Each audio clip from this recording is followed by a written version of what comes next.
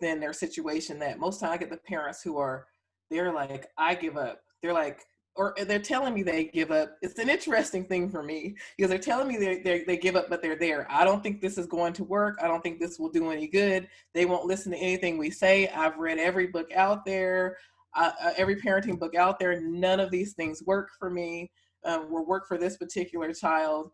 And I get that frustration and that hopelessness most of the time from parents. So they'll be tired of having to repeat the same things over again. They won't do their chores when they're asked to. They won't contribute to anything around the household that's for anybody else. Some of the same, they won't participate in school. There are many things that parents are saying, but it's all based in that frustration and hopelessness. I'm helping them to heal a wounding that's happened in their ability to relate in an effective and long-term way. So we're not just stopping the bleeding here. We're moving into a space now where we're actually digging in. We're cutting this thing open, getting all of the infection out, and we're allowing and promoting, it may take a little bit at the front end, a little bit more at the front end, but we're taking care of the things that need to be taken care of to make sure that this thing is fully healed. It's funny because when I first meet with all of my parents, I tell them, you're just going to have to, thank me later. Or, okay, I'll just tell you I told you so later, because I get all this hopeless, right? And then I'm like, you know what?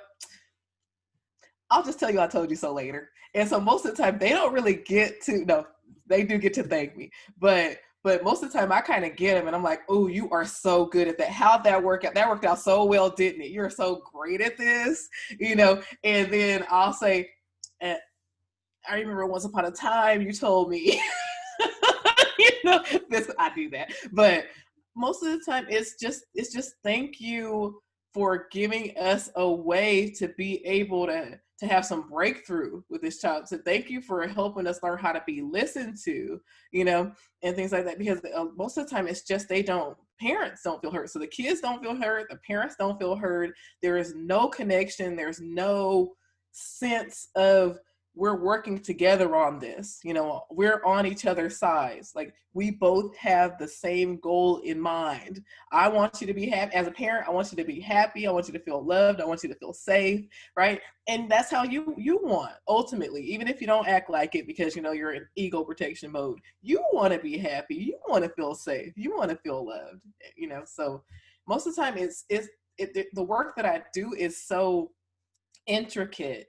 There's so much work done on creating that, again, and I'm going to keep using that word, that sense of connection, that sense of we're together on this, that it's almost beyond words, so parents won't say things like, thank you for creating a connection for us. People don't think in that way, but they do think, oh my goodness, they finally listened to me. I can ask them without, the world falling apart, and things like that. So some kids, they come into my office, they're dressed in all black every day. They're miserable. Their whole, dark cloud is just coming around with them everywhere it is they go. And I see them brighten up and lighten up, even down to their clothes. The way they dress changes. It was a reflection of what's happening with them on the inside, because truly the work that I seek to do is a change from the inside first, because then it'll reflect on the outside.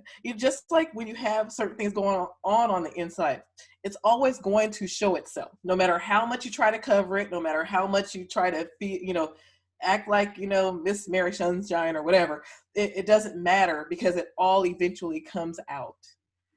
And it's interesting because I start to hear certain changes in the way they say things. So with the kids, at first, the parents are to blame for everything. I don't do anything wrong ever, ever, ever, right? And then it shifts to, oh, okay, well, shoot, I forgot to do this, or I could have done this better, or, because this is the work that we do. But it's the same with parents. The parents are so often dead set. It's an interesting dynamic because they're dead set on blaming the child, but they're very aware of the fact that there are things that they could do better as parents. Okay, well, actually, maybe not initially, but they become very aware that there are things that they can do better as parents. But they kind of, same ego protection mode. It's easier to take a look at what someone else is doing than it is to acknowledge your side of it, especially when you don't know quite what to do. So when you don't know quite what to do, you're doing a lot of blaming. But I get the same thing from the parents, which now they start acknowledging they feel empowered. This is empowerment, right? So, Yeah. oh, I forgot to not yell. I forgot to ask them in this way. I forgot to, some of those things that we might dig into is, I forgot to use the power talk formula. I forgot to do my self check in and out other them check in. Those kind of things. So the fact that you care shows your heart. That all by itself shows your heart. You may be making all kinds of mistakes and doing the guilt thing. Oh, and trust, I'll be doing plenty of videos on not doing guilt, by the way, but doing the guilt thing and all that, which only makes things worse, by the way.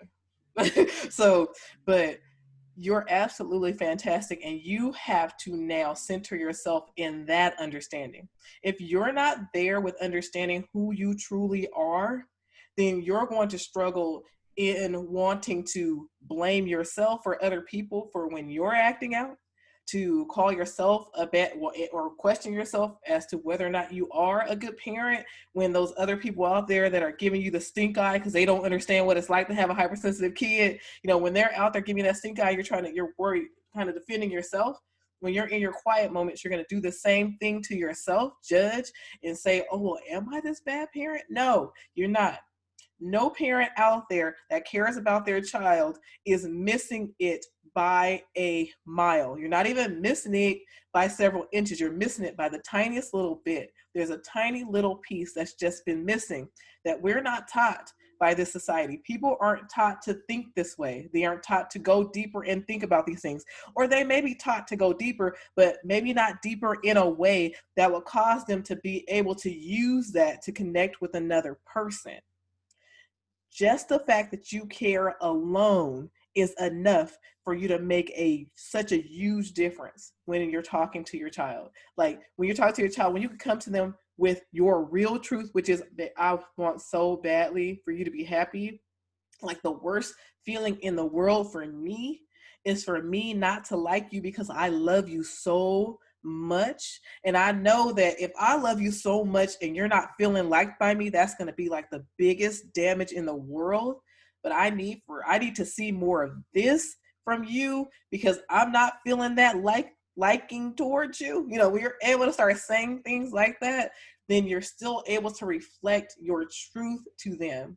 If you're feeling at a loss with what to do with your hypersensitive child, I highly suggest you start at my website, www.lafayaway.com. There, you'll be able to find my YouTube channel, email contact, and every other resource I have out there for you to help you gain the best results you can with your hypersensitive kid.